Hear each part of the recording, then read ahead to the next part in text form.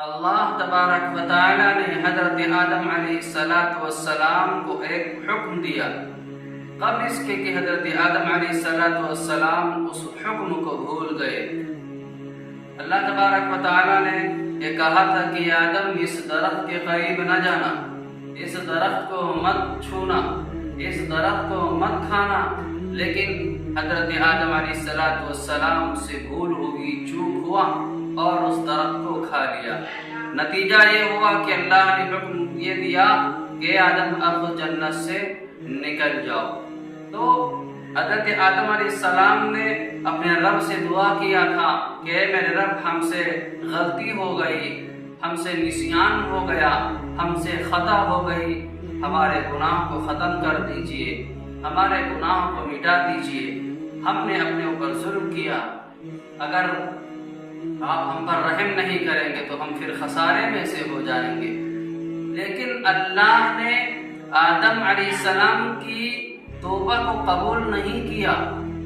نتیجہ یہ ہوا کہ اللہ نے عتاب نازل کیا۔ بھائی سوال بنتا ہے کہ جب آدم علیہ السلام نے اللہ سے فریاد کی، اللہ سے یہ کہا کہ میرے رب، ہم نے اپنے پر ظلم کیا، ہم نے غلطی کر ڈالی ہے، اس لیے ہمارے بھول چوک کو معاف کر دیجئے، تو اللہ کو معاف کر دینا چاہیے، پھر عتاب کیوں نازل کیا؟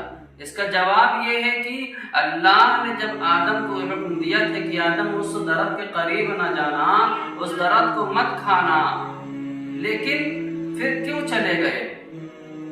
نہیں جانا چاہیے۔ اللہ نے جو حکم دیا تھا کہ آپ اس درخت کے قریب مت جائیں، تو یہ بات حضرت آدم کو یاد رکھنی چاہیے۔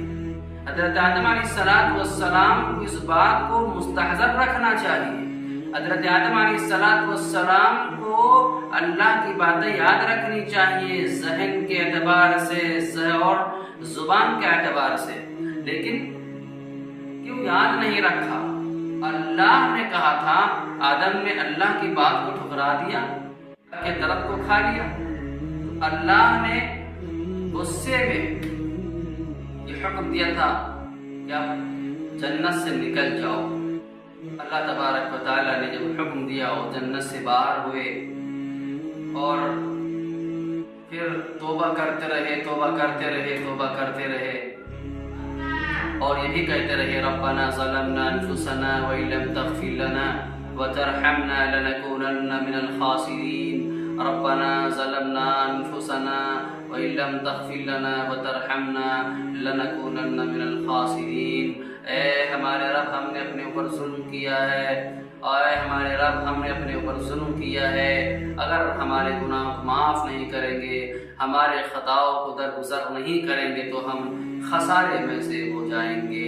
تو ایک بڑے دن کے بعد اللہ تبارک و تعالی نے حضرت آدم علیہ السلام کی توبہ کو قبول فرمایا، تو کفارے کے طور پر حضرت آدم علیہ السلام نے روزہ رکھا تھا۔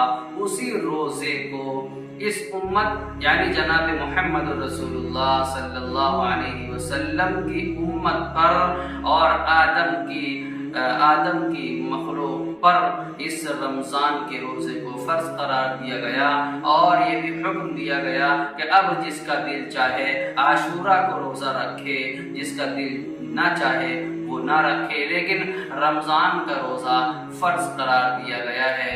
ہر شخص اس کے روزے کو رکھے، رمضان کے روزے کو رکھے اور اس پر عمل کرے اور تراویح پڑھے۔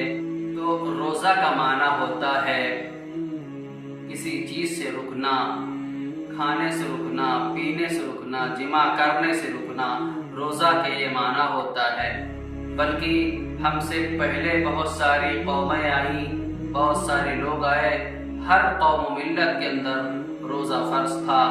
کافر بھی روزہ رکھتا ہے، مشرک بھی روزہ رکھتا ہے، یہودی، عیسائی، نصرانی سب روزہ رکھتے ہیں، لیکن ہر شخص کے روزے رکھنے کے طریقے الگ الگ ہیں۔ لیکن جناب محمد رسول اللہ صلی اللہ علیہ وسلم کی اس امت پر روزہ رکھنے کا طریقہ، کوالٹی الگ الگ ہے۔ اللہ تبارک و تعالی نے حضرت آدم علیہ السلام کو جب بلایا تھا ملاقات کے لیے، تو تو اللہ نے حضرت موسیٰ علیہ السلام کو یہ حکم دیا تھا کہ آپ 30 روزہ رکھ کر ہم سے ملاقات کرنے کے لیے آئیے گا۔ تو حضرت موسیٰ علیہ السلام نے 30 دن کا روزہ رکھ کے مسواک کر کے اللہ کے پاس گئے تھے۔ تو اللہ نے حضرت موسیٰ سے یہ کہا تھا کہ موسیٰ آپ مسواک کر کے کیوں آئے ہو؟ اس لیے آپ واپس جائیے گا، آپ نے غلطی کر دی ہے، جائیے 10 دن کا اور روزہ رکھیے، یہاں تک کہ جب 40 دن کا روزہ مکمل ہو جائے گا تب آئیے گا، ہم سے ملاقات کریے گا، ہم آپ سے ملاقات کریں گے۔ تو حضرت موسیٰ علیہ السلام نے 40 دن کا روزہ رکھ کر اللہ سے ملاقات کے لیے گئے۔ تو پھر حضرت موسیٰ علیہ السلام کو اللہ تبارک و تعالی نے تورات عطا کیا اور کہا کہ جاؤ اسی کے اندر ساری چیزوں کو ہم نے لکھ دیا ہے، روزہ کیسے رکھنا ہے، عبادت کیسے کرنی ہے، اللہ کو کیسے پکارنا ہے، اللہ کے سامنے کیسے گڑانا ہے، عبادت کس طریقے سے کرنا ہے، عبادت کس انداز میں کرنا ہے، جاؤ سب کچھ ہم نے اس کتاب کے اندر بتا دیا ہے۔ اور یہ بھی اللہ تبارک و تعالیٰ نے بتایا تھا کہ جاؤ جلدی سے جاؤ کیونکہ تمہاری قوم فتنے میں پڑ گئی ہے۔ تو اللہ تبارک و تعالیٰ نے ہر قوم و ملت پر روزے کو فرض کیا ہے، لیکن اس امت پر ایک الگ طریقے سے روزہ فرض کیا گیا ہے۔ یہ روزہ بڑی قیمتی چیز ہے، بڑی اہمیت کا حامل ہے، اور یہ روزہ بڑی خاص عبادت ہے۔